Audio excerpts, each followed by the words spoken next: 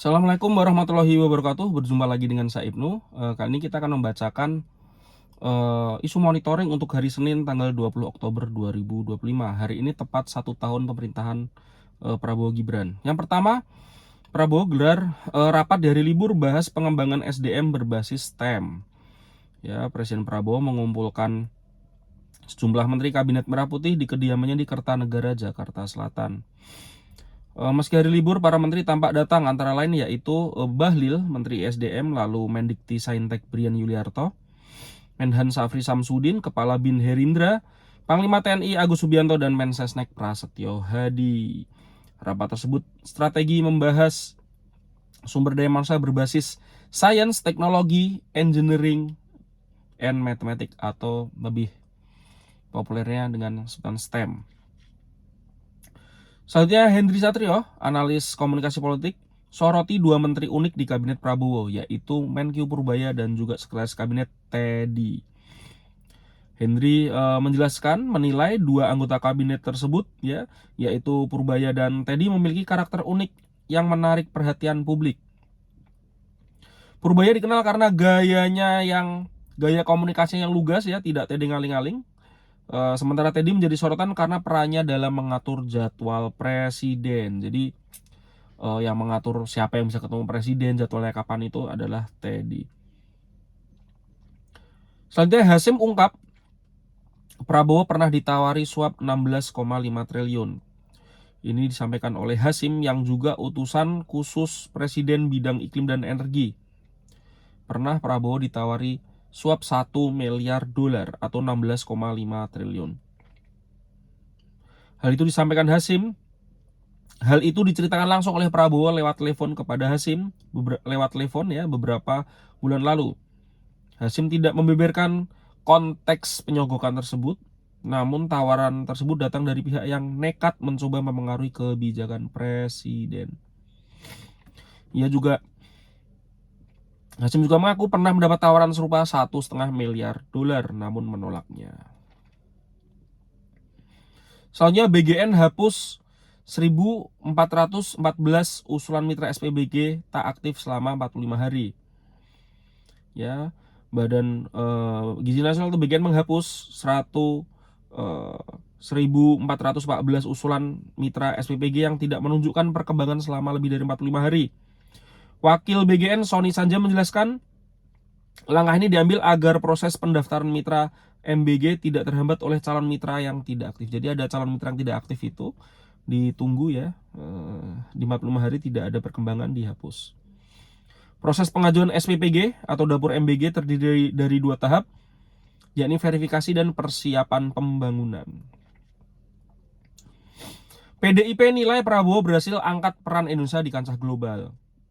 PDIP menilai kepemimpinan Presiden Prabowo dalam 1 tahun ini berhasil meningkatkan peran strategis Indonesia dan menjaga perdamaian dunia.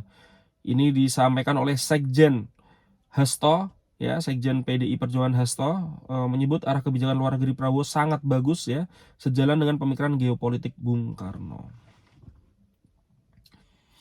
Selanjutnya, Mahfud MD nilai aneh bila KPK minta dirinya laporkan dugaan markup Gus. Mantan Menko Polhukam ini menilai permintaan KPK agar dirinya melaporkan dugaan markup Gus ini sangat aneh. Seharusnya KPK menurut Mahfud MD dalam beberapa pemberitaan juga, KPK yang seharusnya dengan kewenangannya, kemampuannya mengumpulkan barang bukti dan menetapkan apabila memang ada ditemukan praktek korupsi dalam proyek pembangunan Gus. Kejaksaan Agung sita aset anak Riza Khalid terkait kasus korupsi minyak mentah. Kejaksaan Agung menyita tanah seluas 557 meter persegi beserta bangunan milik Kanesa Ilona Riza, anak Muhammad Riza Khalid, di Jalan Hang Lekir, Kebayoran Baru. Tanah tersebut diduga merupakan hasil dari sarana kejahatan dalam kasus TPPU di kasus Pertamina. Selanjutnya, berita DPR RI. Gerindra dukung larangan Prabowo terhadap alih fungsi lahan sawah. Ini disampaikan oleh Komisi 2 dari fraksi Gerindra, Aziz Subekti.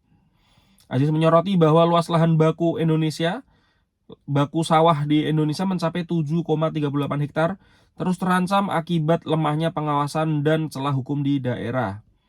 Pemerintah menargetkan 87% dari lahan itu dikunci sebagai lahan pertanian pangan berkelanjutan. DPR desak kampus aktifkan Satgas Anti Kekerasan usai kasus mahasiswa Universitas Udayana yang bunuh diri.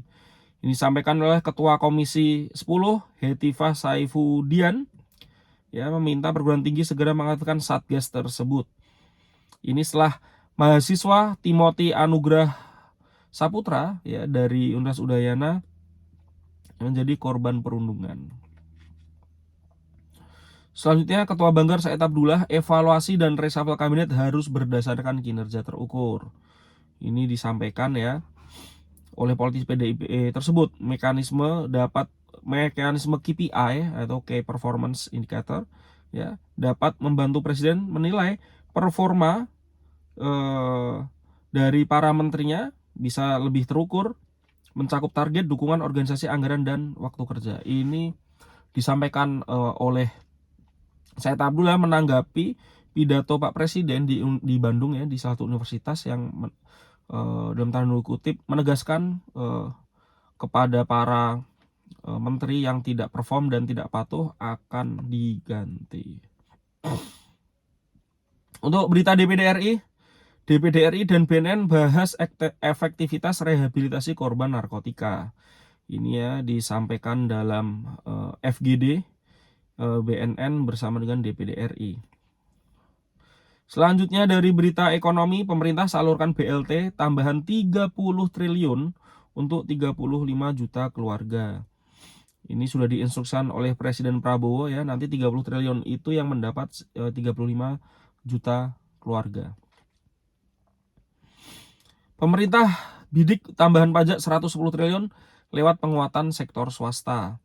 Pemerintah berpotensi menambah penerimaan pajak 110 triliun pada 2026 tanpa menerbitkan kebijakan baru dengan cara mendorong sektor swasta menjadi penggerak utama ekonomi.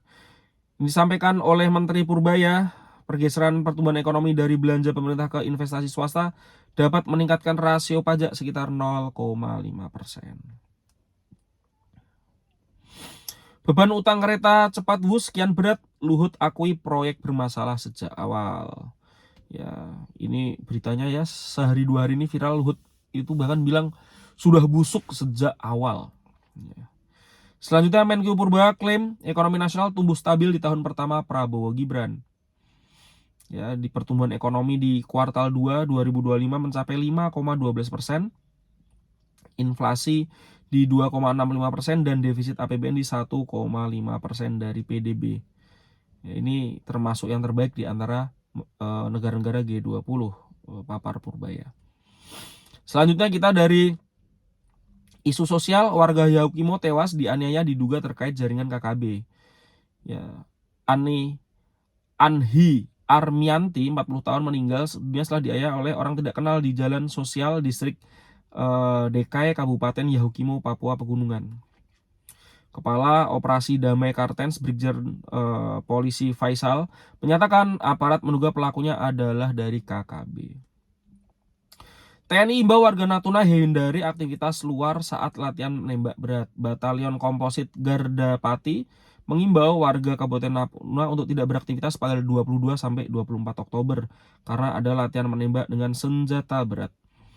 Dari internasional, kembali Israel melakukan serangan terhadap Gaza di tengah tuduhan pelanggaran gencatan senjata. Ya, ini kemarin Israel membunuh sekitar 9 orang, lalu juga ini melakukan kembali, ya. Alasan Israel adalah karena Hamas belum menyerahkan 28 jenazah, ya, dan Hamas sudah mengklaim memulangkan 20 sandera hidup dan 12 jenazah.